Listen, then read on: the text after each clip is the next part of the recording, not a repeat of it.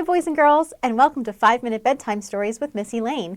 Tonight we're going to read a story about food trucks, and I'm going to dedicate it to my friends Scarlett and Juliet, and I think Evelyn was in on this conversation too. We were talking last week at story time about our favorite foods, and tacos came up in the conversation. So we're going to read Little Taco Truck by Tanya Valentine. In a busy corner of the big city, new buildings began to rise.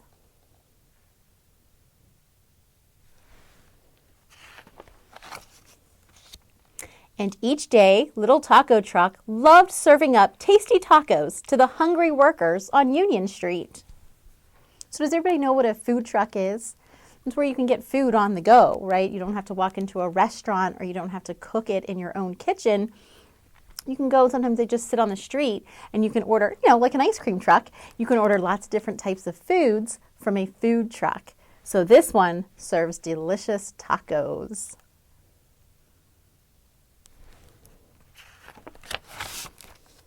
But one day when Little Taco Truck arrived, he was surprised to see another truck parked in his spot.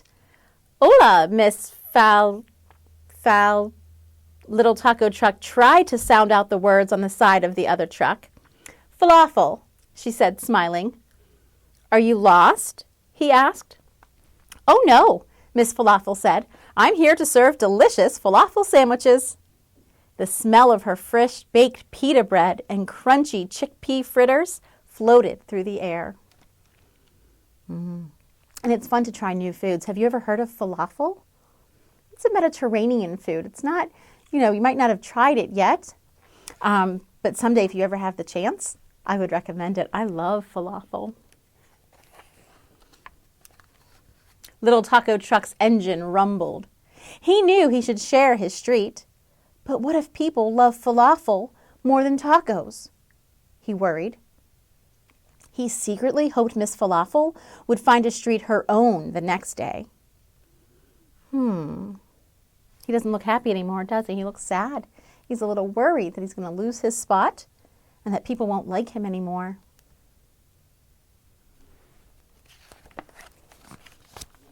Little Taco Truck crept down the street looking for a place to park.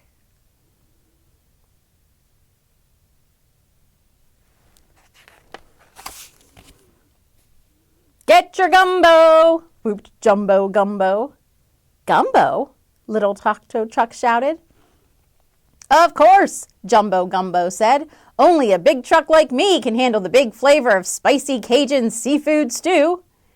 Little Taco Truck's tires sagged. How will people even see a little truck like me next to all these big trucks? He worried. If you need a place to park, Jumbo Gumbo shouted, look behind Annie. So now he's worried all over again. There's not going to be any room for him. I think Little Taco Truck is feeling like he might be left out.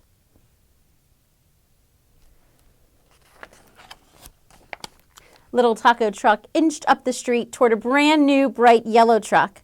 Are you Annie? He asked. Annie's arepas, she said, sparkling in sunlight. Everyone loves my warm cornbread sandwiches.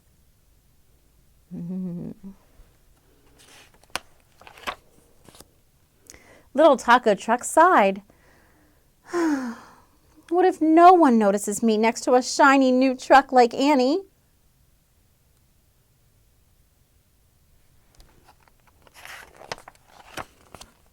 The next day, even more food trucks lined Union Street.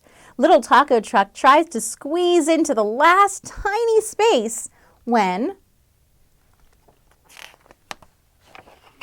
Bump! Ouch! A big pink truck shouted. I'm sorry, Little Truck said. The street is so crowded with falafel and gumbo and arepas and... Hello, gelato? He read the side of the truck. Fantastico! Hello, Gelato said. No, not fantastic! Little Taco Truck cried.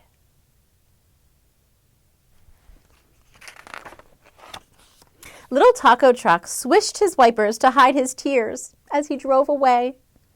On his way home, he hatched a plan. If I get to the city first, he thought, no one can take my parking spot.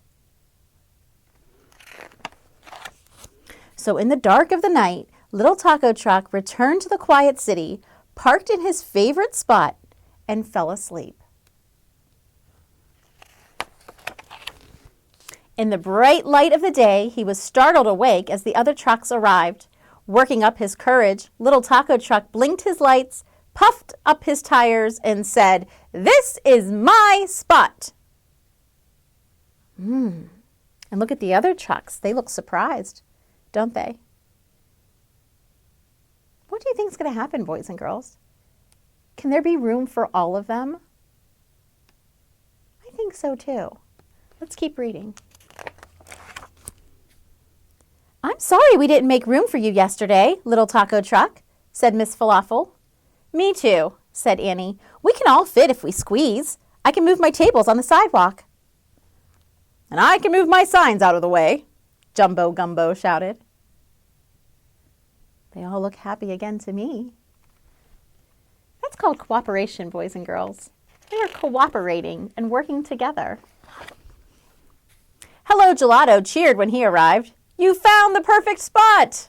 "I did," Little Taco Truck happily tooted his horn. "It was right here all along."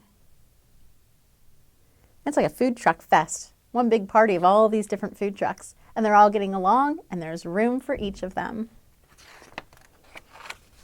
And when Oodles of Noodles arrived the next day, they made room for her, too. Because there's always room for one more. Right, boys and girls?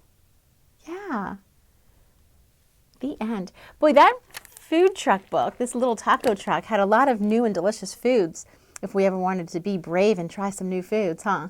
Falafel and gumbo and arepas. It's fun to try new foods, isn't it? I think so. Well, boys and girls, I hope you enjoyed that story. We're going to sing our lullabies before we sign off and say goodnight.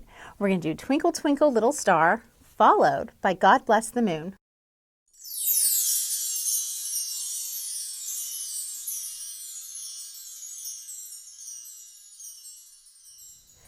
Twinkle, twinkle, little star, how I wonder what you are. Up above the world so high, like a diamond in the sky. Twinkle, twinkle, little star, how I wonder what you are. Very good. Now let's sing our moon lullaby. I see the moon and the moon sees me. God bless the moon and God bless me. And God bless you, friends at home. Thank you again for watching 5-Minute Bedtime Stories with Miss Elaine, and I look forward to reading together with you again real soon. Good night.